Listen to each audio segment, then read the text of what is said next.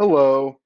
Today's going to be a quick tutorial about how to get from the eSuite homepage into eLX and how to create a Buerk rubric in a pretty short amount of time, actually. So once you've logged into eSuite, you're going to come over to this top corner here where the little arrow is kind of pointing down. You're going to hover over that and go down to eLX, and you're going to go ahead and click on that. You'll then go over to where it says create a unit, and you're going to click on create a unit. This is going to allow us to create that Buerk rubric in a really quick manner. You'll then come over here to where it says curriculum. You may or may not have this training one, but don't worry. When we're creating the Buerk rubric, we really want to always select the curriculum anyway. So if you don't have it, no worries. Click on curriculum. At that point, you'll see where it says great, add a title. So go ahead and enter your title. I'm just going to put in test title for our purposes of this video. After you've entered that title, you'll see that there's some dates that pop up as far as you can enter a start date or end date of that particular template if that's something that you want to do. You can also add a designer. This is a great feature because you can actually add other teachers to this and then collaborate on the same uh, rubric together and make it, adding resources and kind of refining together. Maybe you're doing this in a PLC or just doing it with a partner teacher, but you can come in here and add any designer. You basically type in their first and last name, and then you'll see like them at your school. Just a little caveat, something to keep in mind is that they have to have an eSuite account in order to be able to be to design with you on the rubric. So just make sure that they are in eSuite and they do have that account. Otherwise, you won't find them here when you're adding the designer. Next, you'll click Create, and we're ready to go. So we're going to start to create our Buerk rubric. And the first thing you're going to do is click that big red Add Standards button. And the reason for that is because we want to add our standards. And you'll see that there's a whole bunch of different standards here based off of different states that we're operating in. If you're in Texas, it's the TEKS. If you're in Rhode Island, it's the Rhode Island Common Standards. For this example, I'm going to go ahead and use the TEKS here. We're going to go ahead, which is just the standards in Texas. We're going to go ahead and then find we're going to find it's either a subject or maybe it is a grade level or like a content area at an elementary level. But what you'll do is once you find it, so I'm going to try, for instance, math. And when you type in math, so maybe if you're an elementary teacher or whatnot, you may come and click on math, and then you'll kind of click on the grade level. If it's algebra 1, you'll type in algebra 1. If it's chemistry, you'll type in chemistry. So it just depends, but I definitely recommend using this search bar up here to help narrow down all the different choices. And once you're there, you'll select the grade level if this applies to you. If it's an algebra 1 course, you won't have this option, or a chemistry course, it won't have this option. But if you're, generalized math, kind of looking at those elementary, maybe even intermediate grades, you will need to select the grade level. So I'm just going to randomly pick grade 5. You'll see then all the standards pop into place. So let's say I want to, this week I'm going to be working on 5.1a and 5.1b. So I'm going to click the plus for both of those. You can select as many or as few as you want. Definitely recommend clicking the A's and B's and C's. Don't necessarily want to click on this top part. You can, but this top part is the 5.1 is broken up into different letters. So recommend the letters over clicking the 5.1. Once you're done selecting those options, you're going to go ahead and click out of that, and you'll come down and you'll now see that those particular standards or TEKS have been dropped into the rubric. Now, as you click on the down arrow here, I guess it's a little side arrow pointing to the right, you're going to click on it, it's going to drop down, and you're going to see that there's some empty boxes below. So you can, of course, come in and type in anything that you want. You can edit, you can link, you can put videos or pictures in. You can do that for all of the boxes. One of the things to create quickly, if you're in a hurry and you don't have time to kind of sit here and process everything, you can click this Discover Rubrics button.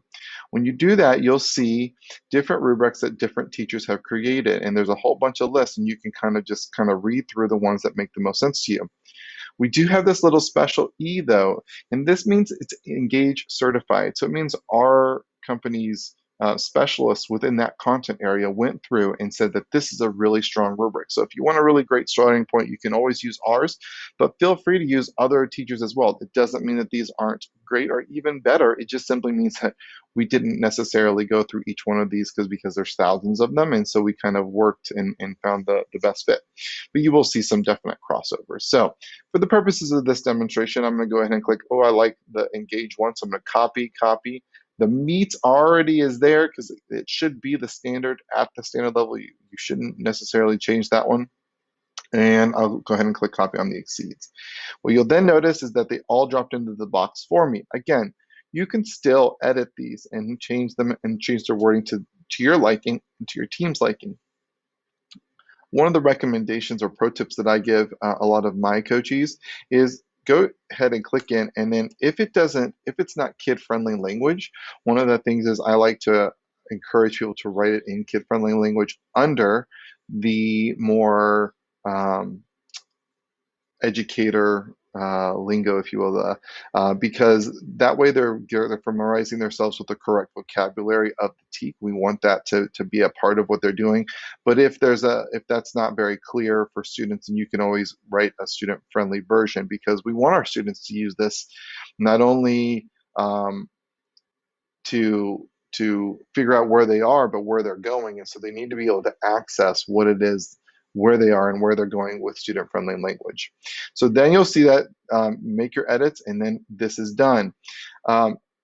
An additional thing that I want to point out is this Discover Resources. So lots of teachers have amazing resources. I'm sure you do as well.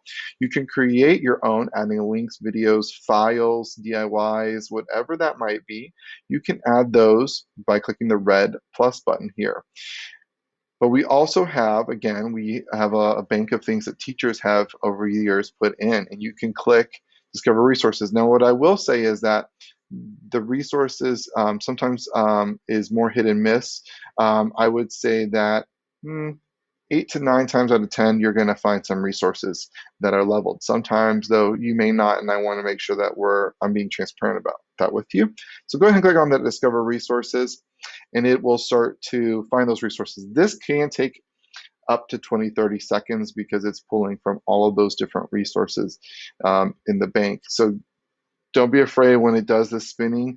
It's just pulling in those resources, and sometimes it can take a little bit of time, but it will pop in.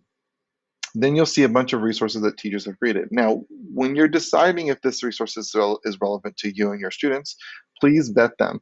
Click on the links, open them up, see if that really fits. But if you like it, let's say I really liked this one. I don't know if I do. I'm just using some example. I can then go, yep, I checked it out. It looks great. I can click copy for that. And I'm going to do the same thing, one for each level, just for the sake of an example today. And I'm going to click copy. When I do that, it automatically populates it into the differentiated resources. This is really great for allowing students to be autonomous, for them to take that initiative and goal set and move themselves through these different levels as they're working towards their understanding of it at a minimum of meeting expectations, which is that standard level or TEK level.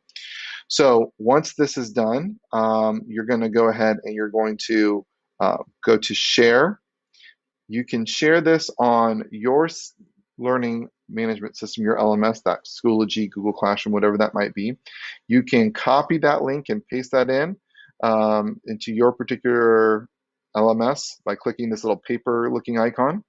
But if you want to know what this looks like to the students, you can click on this little box with an arrow and it'll open another web page and it'll show you exactly what that looks like for the student in case you're kind of wanting to vet that.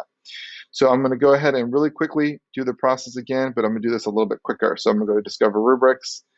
I'm going to find, I'm going to use the Engage because this is where I want to start. I'm going to close this out. I'm going to make my edits. I'm going to come to my Discover Resources.